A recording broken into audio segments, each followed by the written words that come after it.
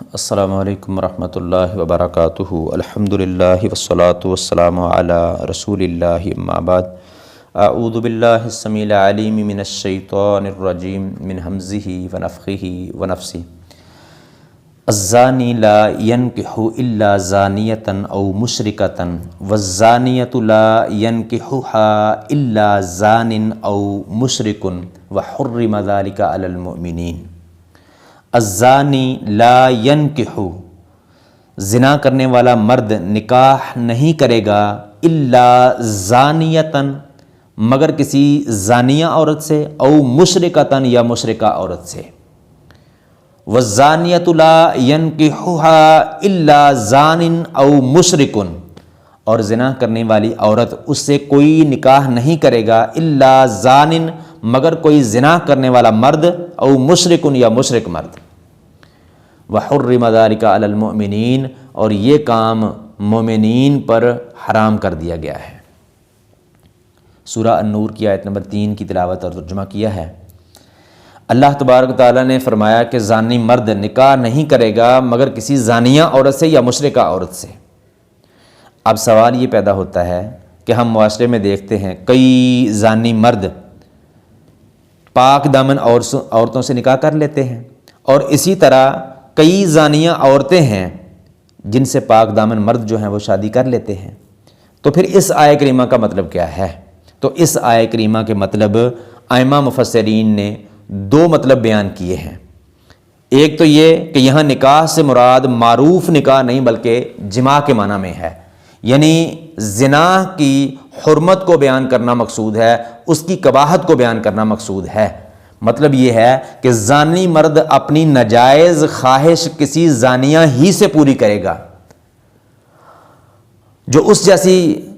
بدکار، گناہگار، فاسق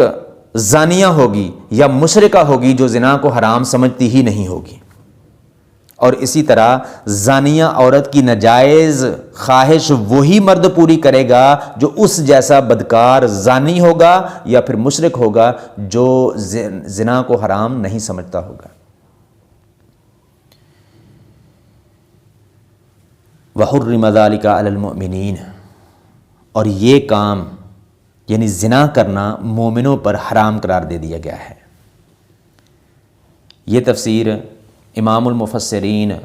عبداللہ بن عباس رضی اللہ عنہما سے مروی ہے۔ اسی طرح امام مجاہد، اکرمہ، سعید بن جبیر، عروہ بن زبیر، ضحاک، مکحول، مقاتل بن حیان رحمہم اللہ، اور ان کے علاوہ بھی کئی بزرگوں کا یہ قول ہے۔ تو اس تفسیر کے مطابق اس آیہ کریمہ سے مراد زنا کی حرمت ہے، نکاح کی حرمت نہیں ہے۔ بعض مفسرین نے، ائمہ نے اس کا دوسرا مطلب جو ہے وہ بیان کیا ہے، وہ یہ ہے کہ فاسق فاجر آدمی جس کی عادت زنا کی اور نافرمانی کی ہے، اسے صالح عورتوں سے نکاح کرنے کی، پاک دامن عورتوں سے نکاح کرنے کی کوئی رغبت نہیں ہوتی۔ اسے اپنے ہی جیسی خبیث، نافرمان، بدکار عورتوں سے نکاح کرنے کی جو ہے وہ چاہت ہوتی ہے، جو اسی جیسی بدکارہ ہوں یا مشرکہ ہوں۔ اسی طرح علانیہ بدکاری کرنے والی عورت، نافرمان زانیہ عورت، اس سے نکاح کرنے کی رغبت کسی نیک، صالح، پاک دامن مرد کو نہیں ہوتی بلکہ اس جیسے بدکار مردوں کو ہی ہوتی ہے یا مشرک مردوں کو ہوتی ہے۔ ان ائمہ مفسرین کے مطابق یہ حکم اکثر لوگوں کا بیان ہوا ہے، جیسا کہ کہا جاتا ہے نیکی کوئی متقی بندہ ہی کرتا ہے، حالانکہ بعض اوقات نیکی کا کام وہ بھی کر لیتا ہے جو متقی نہیں ہوتا۔ اکثر اوقات نیکی متقی ہی کرتے ہیں، لیکن بعض اوقات ایسا بندہ بھی نیکی کا کام کر لیتا ہے جو متقی نہیں ہوتا۔ اسی طرح زانی بعض اوقات پاک دامنہ عورت سے بھی شادی کر لیتا ہے، اور زانیہ عورت سے پاک دامن مرد بھی شادی کر لیتا ہے بعض اوقات۔ مشرک مرد اور مشرکہ عورت کی زانی مرد اور زانیہ عورت سے ایک مناسبت یہ بھی ہے کہ جس طرح مشرک مرد اور مشرکہ عورت اپنے خالق مالک رازق داتا گنج بخش اللہ تبارک و تعالیٰ کو چھوڑ کر دوسروں کے سامنے جھکتے ہیں، نظر و نیاز کرتے ہیں اور ان سے مانگتے ہیں، ان کو اپنا حاجت روا مشکل کشا سمجھتے ہیں، ان کے سامنے سجدہ ریز ہوتے ہیں، اسی طرح زانی مرد اپنی بیوی کو چھوڑ کر اور زانیہ عورت اپنے خامند کو چھوڑ کر غیروں سے منہ کالا کرتے ہیں۔ وَحُرِّمَ ذَلِكَ عَلَى الْمُؤْمِنِينَ،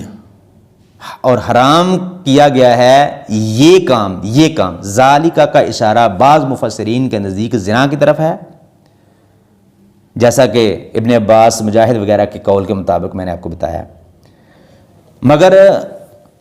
زیادہ درست زیادہ صحیح راجح بات یہی ہے کہ یہ اشارہ عقد نکاح کی طرف ہے، یعنی یہ جانتے بوجھتے کہ فلاں عورت بدکارہ ہے، زانیہ ہے اور اس نے اپنے زنا سے توبہ نہیں کی ہے، اس سے نکاح کرنا مومن مردوں کے لیے حلال اور جائز نہیں ہے۔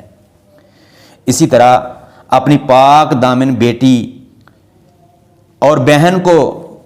کسی بدکار شخص کے ساتھ، زانی مرد کے ساتھ اس کا نکاح کرنا جس نے اپنے زنا سے توبہ نہ کی ہو، مومنوں کے لیے جائز اور حلال نہیں ہے۔ جس طرح سورہ نور کی آیت نمبر 26 میں اللہ تبارک و تعالیٰ نے فرمایا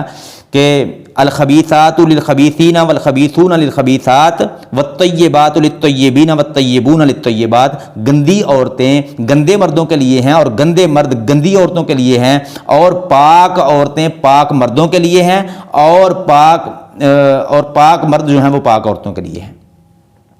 اسی طرح سورہ مائدہ کی آیت نمبر 5 میں اللہ تبارک و تعالیٰ نے فرمایا والمحصنات من المؤمنات والمحصنات من الذین اوتوا الکتاب من قبلکم اذا آتیتموہن اجورہن محسنین غیر مسافحین ولا متخذی اخدان۔ اللہ تبارک و تعالیٰ نے فرمایا اور مومن عورتوں میں سے پاک دامن عورتیں اور ان لوگوں کی پاک دامن عورتیں جنہیں تم سے پہلے کتاب دی گئی، جب تم انہیں ان کے حق مہر دے دو اس حال میں کہ ان کو نکاح کی قید میں لانے والے ہو، بدکاری کرنے والے نہیں اور چھپی دوستیاں لگانے والے نہیں، تو پھر وہ تمہارے لیے حلال ہے۔ تو اس آیت کریمہ سے مراد نکاح کی حرمت ہی ہے۔ وَحُرِّمَ ذَلِكَ عَلَى الْمُؤْمِنِينَ کہ شان نزول میں رسول اللہ صلی اللہ علیہ وسلم سے حدیث بھی مروی ہے جس سے یہ ثابت ہوتا ہے کہ بدکار عورتوں یا بدکار مردوں سے جنہوں نے اپنے زنا سے توبہ نہ کی ہو نکاح کرنا پاک دامن مردوں اور پاک دامن عورتوں کا یہ حرام ہے، ناجائز ہے۔ عبداللہ بن عمر رضی اللہ عنہما سے مروی ہے، جامع ترمذی میں، ابو داود میں، سنن نسائی میں یہ حدیث ہے، جامع ترمذی میں 3177 نمبر پہ یہ روایت ہے۔ عبداللہ بن عمر رضی اللہ عنہ بیان کرتے ہیں کہ ایک آدمی جسے مرثد بن ابی مرثد جس کا نام تھا، وہ مکہ سے قیدی اٹھا کر لایا کر، بڑا شجاع بڑا بہادر قوی آدمی تھا، مکہ سے مدینہ قیدی اٹھا کر لایا کرتا تھا، اور مکہ میں ایک بدکار عورت تھی جس کا نام اناق تھا، اور زمانہ جاہلیت میں اس کے ساتھ دوستی بھی تھی۔ تو مرثد بن ابی مرثد نے مکہ میں ایک قیدی سے وعدہ کر لیا کہ وہ اسے اٹھا کر لائے گا۔ تو اب مرثد کہتے ہیں کہ میں مکہ آیا تو چاندنی رات تھی، تو مکہ کی ایک دیوار کے سائے میں تھا کہ اناق آئی، اس نے دیوار کے ساتھ میرے سائے کا دیکھا، جب وہ میرے پاس پہنچی تو اس نے مجھے پہچان لی، کہنے لگی مرثد ہو؟ میں نے کہا مرثد ہوں۔ کہنے لگی مرحبا و اہلاً، آؤ ہمارے ساتھ رات گزارو۔ میں نے کہا اناق، اللہ تبارک و تعالیٰ نے زنا کو حرام قرار دے دیا ہے۔ سنن نسائی کی حدیث میں ہے کہ رسول اللہ صلی اللہ علیہ وسلم نے زنا کو حرام قرار دے دیا ہے۔ تو جب اس کی بات نہیں مانی، اس نے شور شرابہ شروع کر دیا، خیمے والوں کو آواز دی، خیمے والوں یہ وہ آدمی ہے جو تمہارے آدمیوں کو، تمہارے قیدیوں کو اٹھا کر مکہ سے مدینہ لے جاتا ہے۔ چنانچہ 8 آدمی کہتے ہیں میرے پیچھے لگے، تو میں مکہ کے ایک پہاڑ خندمہ پہاڑ کی طرف جا نکلا، تو اس کی غار میں جا کے چھپ گیا، تو وہ چلتے چلتے میرے بالکل سر کے پاس، سر کے مقابل جو ہے وہ کھڑے ہو گئے اور انہوں نے پیشاب کیا جو میرے اوپر جو ہے وہ گرا، مگر اللہ تبارک و تعالیٰ نے ان کو مجھ سے اندھا کر دیا، یعنی وہ مجھے دیکھ نہیں سکے۔ تو ناکام واپس لوٹے، میں بھی اپنے ساتھی کے پاس واپس گیا، اس کو اٹھایا، اس کو لے کے آیا، اس خرگاس کے پاس پہنچا تو اس کی بھاری بیڑیوں کو، زنجیروں کو توڑا، تو اس کو اٹھا کر مدینہ لایا۔ پھر کہتے ہیں میں رسول اللہ صلی اللہ علیہ وسلم کی خدمت میں آیا اور آپ سے آ کے کہا کہ اے اللہ کے رسول صلی اللہ علیہ وسلم، کیا میں اناق سے نکاح کر لوں؟ فسکت عنی، رسول اللہ صلی اللہ علیہ وسلم نے اس سے خاموشی اختیار کی، میری بات کا جواب نہیں دیا کہ اللہ رب العالمین نے یہ آیہ کریمہ نازل کر دی، والزانیۃ لا ینکحھھا الا زان او مشرک فدعانی، رسول اللہ صلی اللہ علیہ وسلم نے مجھے بلایا، فقرأھا علیہ، مجھ پر یہ قرات کی، یہ تلاوت کی اور مجھے منع کر دیا کہ میں اس سے نکاح کروں۔ اسی طرح ابو داود میں 2092 نمبر پہ حدیث ہے، رسول اللہ صلی اللہ علیہ وسلم لا ینکح الزانی المجلود الا مثلہ، کہ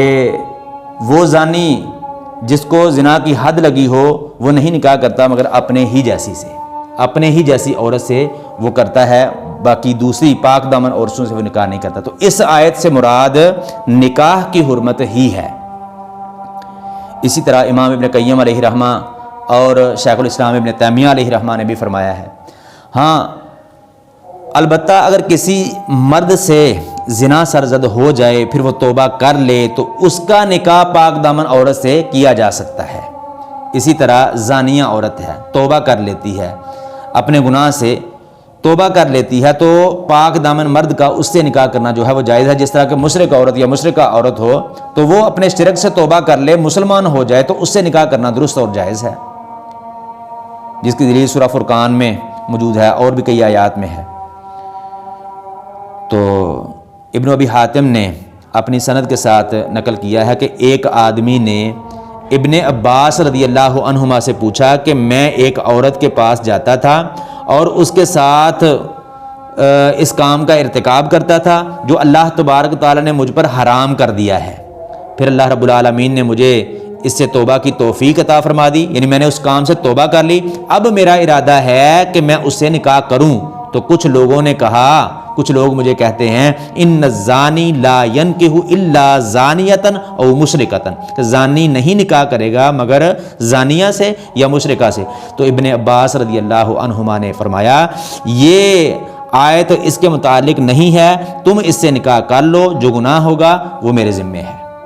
تو مطلب یہ ہے کہ اب تو نے توبہ کر لی ہے، تیرا گناہ اللہ رب العالمین نے معاف کر دیا، اب تو نے یہ